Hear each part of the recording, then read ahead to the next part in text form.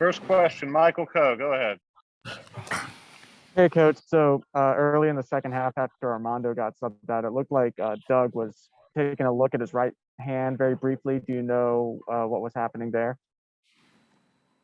I don't. There was nothing wrong with his hand. Armando is fine.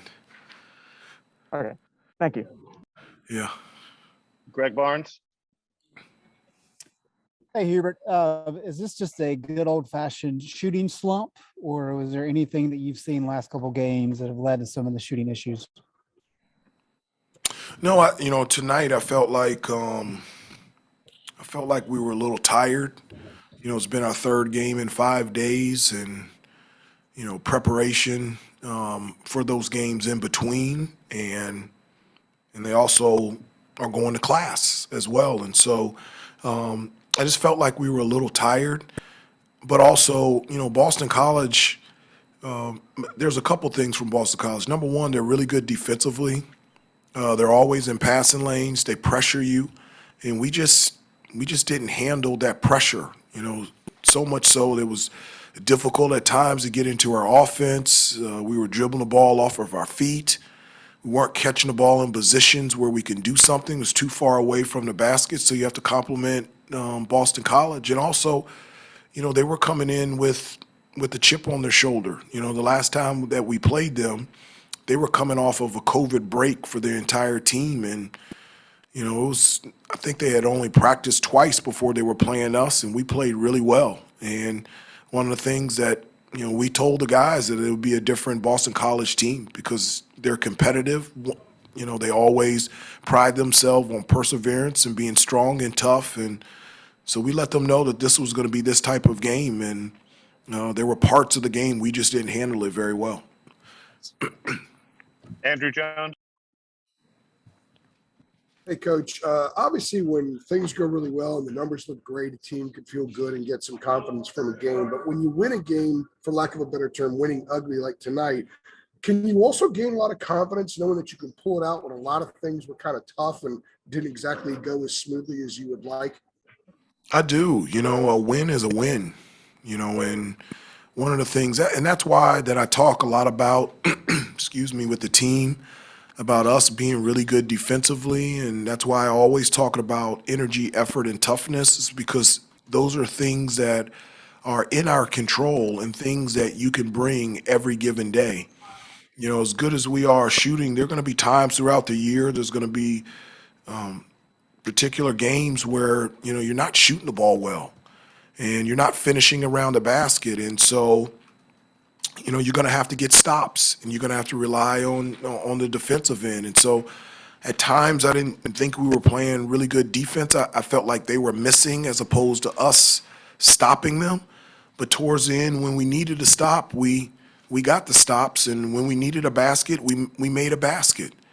There's one thing, that I'm really encouraged about, from an offensive end, we didn't shoot the ball well, but this is 3 games in a row that we've done 2 things. Number one, we get to the free throw line, and so we shoot 20 or 25 from the free throw line, and then we're attacking the offensive glass, giving us more opportunities to score. And I think the biggest offensive rebound was Leaky when he went to the offensive glass and was able to score, and I think that put us up by 7. So even though we didn't shoot the ball like we normally do, we were found ways to be able to score in combination with getting stops when we needed to. Thank you. CL Brown, go ahead. Hey, Hubert, kind of on that tail end of you talking about the defense. I mean, 16 points in the second half, has to bring a smile to your face, right? So I was just curious, what when you were doing things right, and that's been an area you've struggled at this season, what do you feel like, you guys did best defensively? Well, I thought what we did best defensively is pressure the ball. That's something that we've talked about, the last week, is that we have to do a better job pressuring the ball, and that makes teams run their offense a little bit further out. So I thought at times we did that really well. The other thing that we did is we weren't affected by any screens. We got over screens, we got through screens, we got under screens. We didn't allow screens to be an excuse to not be able to guard our guy. Another thing is I thought we did a really good job defending the three. You know, they're not a great, Boston College is not a great three-point shooting team, but they have guys that have the ability to shoot the ball from the outside. You know, Zachary shoots over 40% from three-point range. Galloway is a lights-out shooter that can get on a streak and string a number of threes together. And so I thought we did a really good job defending the three. And then another area, CL, is defensively, we did a good job defending without fouling. And so that's something all year that's been really good for us. It's been difficult for teams to draw fouls on us. They only went to the free throw line 8 times. So I think that's something, a positive that you can draw on that can translate to the rest of the season and for Saturday against NC State. Jordan Kramer, go ahead.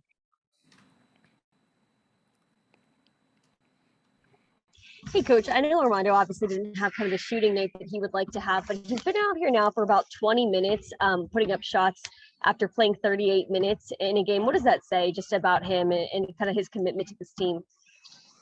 Well, Armando's been great. You know, the reason why he's having a fantastic year is because he just continues to get better and better, and he focuses on his craft. You know, every day he's preparing, he's practicing, and he's playing to the highest level. And you know, since he's gotten back-to-back 29-point games, the attention to Armando has stepped up a number of levels. And so, you know, it's a combination of things. Number one, Armando being able to adjust to the heightened defensive effort of opposing teams, not allowing him to catch the ball close to the basket and be able to get to his spots.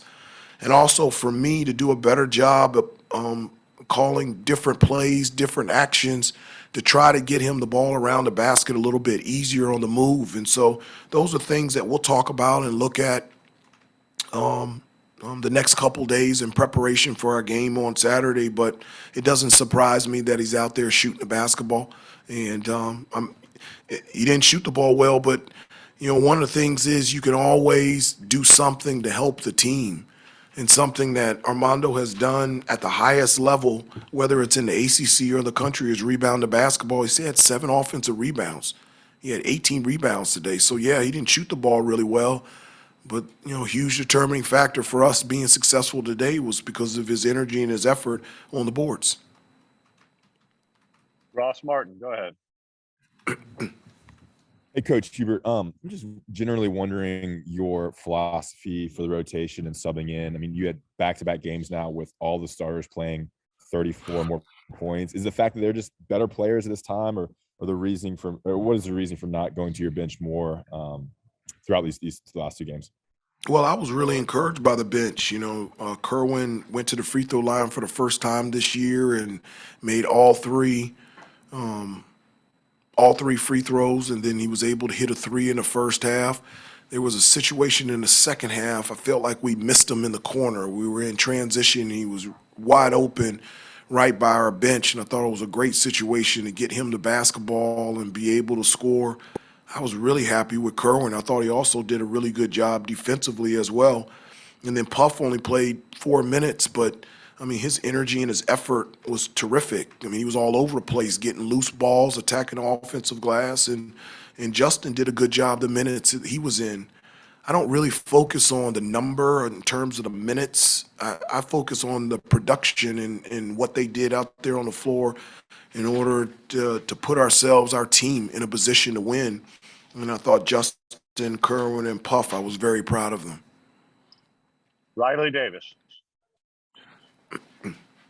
Hey, Coach, both Caleb and Leaky talked about holding Boston College to 16 second half points, something they prided themselves on, and a lot about keeping that tenacity when the shots weren't falling. And I know we're about a week out from the next road game, but how do you keep that same energy when you leave the Smith Center going forward? Yeah, I wish I knew. That would be great. But the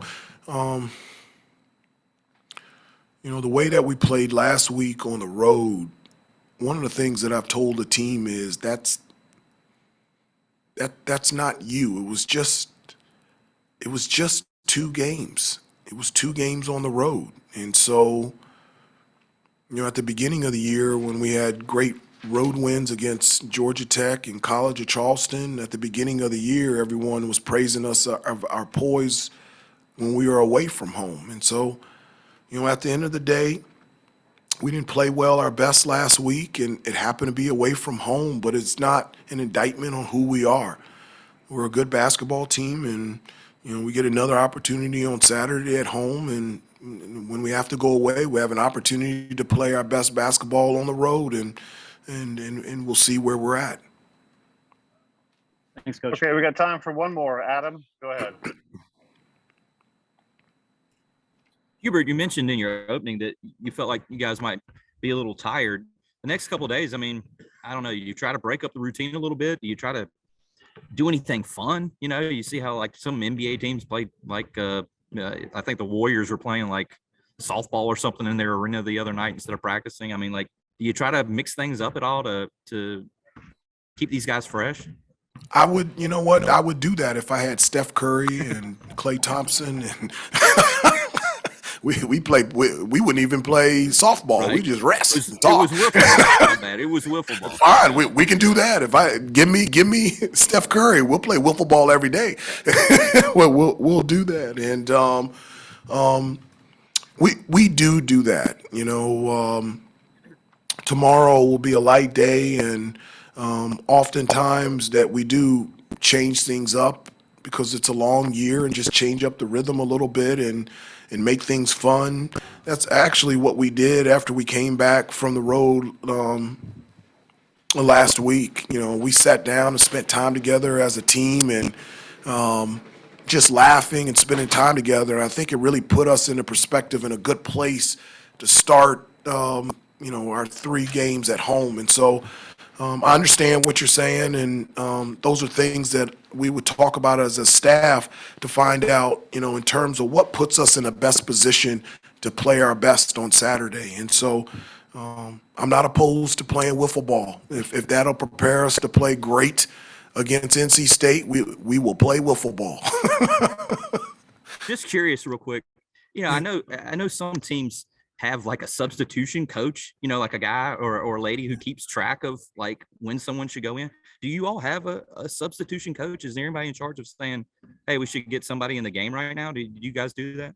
No, we've got great chemistry on the bench. The dialogue between myself and the rest of the coaches is really great. I mean, we have a great relationship, and we just work really well together, and I offer suggestions and they offer suggestions, and then I get to make the decisions. And so, no, we don't have a specific substitution coach. At the end of the day, it's my decision who plays and how much they play, but the conversation and the dialogue between myself and the rest of the coaches during the game, we've got great chemistry, and I can't do it without them. Thank you. Yeah, Thanks, Coach Davis. thank you. All right, everybody.